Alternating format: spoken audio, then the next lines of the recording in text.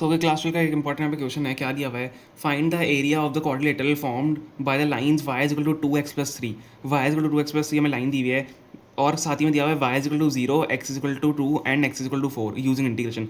हमें जो क्वाड्रिलेटर बनेगा उसका एरिया फाइंड करना है, ठीक है, यूजिंग दीज हमें जो इक्वेशन दी हुई है लाइन की। देखो कैसे होगा, सबसे पहले हम अपना ये इक्वेशन लेते हैं लाइन की, जो कि है, एक second, y is equal to 2x plus 3, y is equal to 2x plus 3 हमें इक्वेशन दी हुई है। यहाँ से हम पॉइंट्स निकालेंगे ताकि हम ग्राफ पे प्लॉट कर पाएँ और ये लाइन की मतलब जो लाइन निकाल पाए, जो लाइन जैसी भी बनेगी इसमें, ठीक है।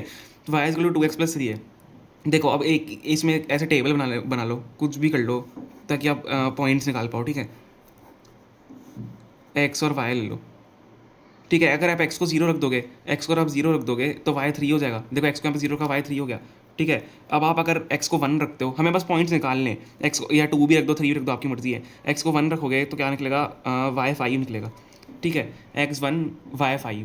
तो हम यहाँ पे अब ग्राफ बनाएंगे इसका, क्योंकि हमें देखो y equal to 0, x equal to 2, x equal to 4 निकालने की जरूरत है ही नहीं, और हमें डायरेक्ट पता है कैसे यहाँ पे अप्लाई करते हैं। देखो यहाँ पे मैं इसका ग्राफ बनाऊंगा, साइड में बना देते हैं, क्या ऐसा बनेगा। देखो यहाँ पे मैं क्या दिया, मैं पॉइंट्स मार्क नहीं कर रहा हूँ, हम एक एस्टिमेटेड ग्राफ बनाते हैं, क्योंकि इसमें एस्टिमेटेड ही बनाना पड़ता है आपको। अब x इक्वल टू 0 पे y इक्वल टू 3 है, ठीक है। x इक्वल टू 0 पे y इक्वल टू 3 है, मतलब x यहाँ पे 0 है तो y यहाँ पे 3 हो गया, y कोऑर्डिनेट है, ये बना देते हैं, y कोऑर्डिनेट और x कोऑर्डिनेट, ठीक है, x एक्सिस। तो y यहाँ पे 0, सॉरी x 0, तो y यहाँ पे 3 हम यहाँ पे बना देते हैं, ठीक है। 0,3 पॉइंट हमारा यहाँ पे हो गया। और अगला पॉइंट क्या है, 1,5, तो x1 यहाँ पे होगा, 5 थोड़ा और ऊपर हो जाएगा, यहाँ पे हो जाएगा, ठीक है। 3 यहाँ पे था ना, 5 यहाँ पे कर लिया, तो ये हमारी कुछ ऐसी यहाँ पे लाइन बन जाएगी, ठीक है। ये लाइन हमारी ऐसे बन जाएगी। अब हम क्या करेंगे, हमें क्या दिया हुआ है, y इज इक्वल टू 0, मतलब y 0 तो क्या ही हो गया, y 0 मतलब x एक्सेस हो गई, तो y 0 x एक्सेस हमारी नीचे ही हो गई, ठीक है। ये हमने एक मार्क कर लिया, ठीक है। अब x इज इक्वल टू 2 दिया हुआ है, x2 हमने 1 यहाँ पे लिया, x2 यहाँ पे ले लो, ठीक है। x2 यहाँ पे है तो इससे एक ऐसी यहाँ पे ऐसी लाइन बनेगी, ठीक है, x इज इक्वल टू 2 की मदद से। अब x इज इक्वल टू 4 थोड़ा और आगे ले लो, x इज इक्वल टू 4 यहाँ पे हो जाएगा।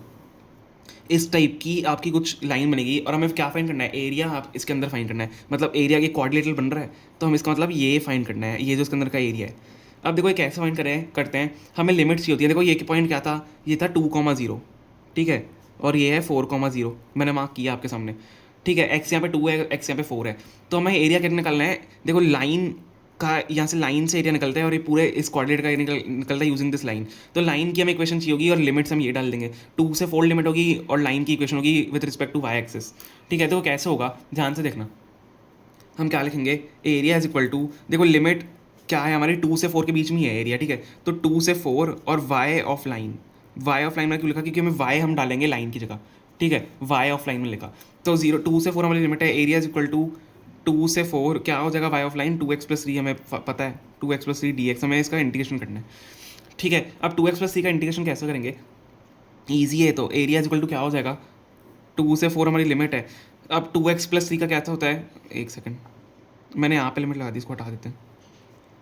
2x का क्या होता है, 2 कांस्टेंट है, x का क्या होगा, x² बाय 2, ठीक है, प्लस 3 का क्या होगा 3x, ठीक है, और 2 से 4 हमारी लिमिट हमने जो ली हुई है। अब देखो क्या होगा, ईजी है, सिंपल, इसमें डालना है सबसे पहले।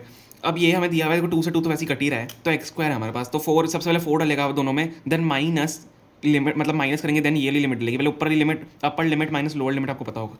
तो x² है हमारे पास, x² में अब जब 4 डालोगे तो 4 4 16, प्लस यहाँ पे डालो 3 4 12 हो जाएगा, प्लस 12।